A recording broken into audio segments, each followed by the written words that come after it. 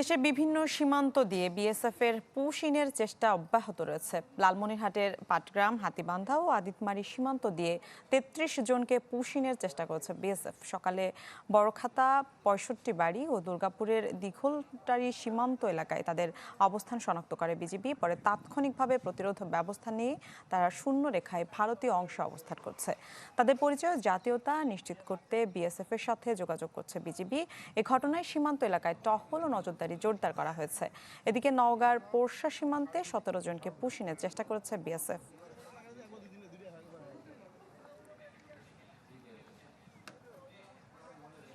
অবৈধভাবে লোকজনকে পুশিং করতেছে, এটা জনমনে আমাদের আতঙ্ক সৃষ্টি করতেছে। লোক যদি ওদেরকে পাঠাইতে হয় তবে নিয়মিতের মধ্যে আমাদের একজনে বৈধভাবে আমাদের এখানে লোক পাঠায়, আমরা অবৈধভাবে লোক গ্রহণ করতে রাজি না। কিন্তু আমরা খুব একটু ঝুঁকিপূর্ণের মধ্যে আছি, তারপরে আমরা কিছুই করতে পারতেছি না, কাজও করতে পারতেছি না, রোডও থাকতে পারতেছি না। এখন এদের সাথে মনে করেন যে আমরাও আছি।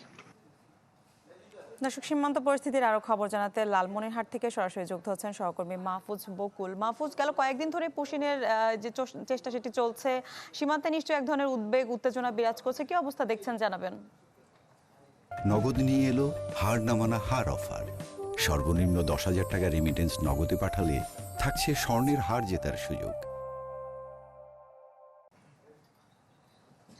মিলা, গত কয়েকদিন থেকে কিন্তু এমন পরিস্থিতি চলছিল, বিশেষ করে লালমনিরহাটের বেশ কয়েকটি পয়েন্টে কিন্তু কাঁটাতারে বেড়া নেই, দহগ্রামের বেশ কিছু জায়গায় কাঁটাতারে বেড়া নেই।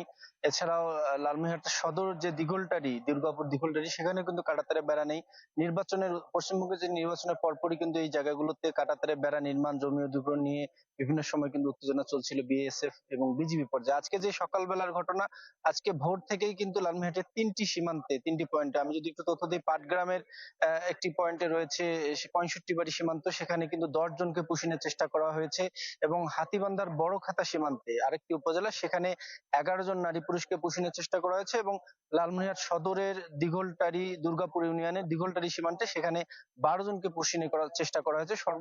সর্বমোট কিন্তু ৩৩ জন নারী পুরুষকে পুশিনের চেষ্টা করা হয়েছে। বিজিবি মিডিয়া সেল সর্বশেষ যেটি তথ্য বলছে যে তারা সকাল থেকে এই বিষয়গুলো পর্যবেক্ষণ করছে এবং নারী পুরুষ যে ৩৩ জন আছে ৩ সীমান্তে, তারা কিন্তু শূন্য রেখায় রয়েছে। বিজিবির পক্ষ থেকে বাংলাদেশের প্রান্ত থেকে মাইকিং করে তাদেরকে সরিয়ে যেতে বলা হয়েছে এবং বিজিবির যারা কর্মরত রয়েছেন তাদেরকে বিভিন্নভাবে মোতায়েন করা হয়েছে, সীমান্ত জুড়ে কঠোর নজরদারি করা হয়েছে।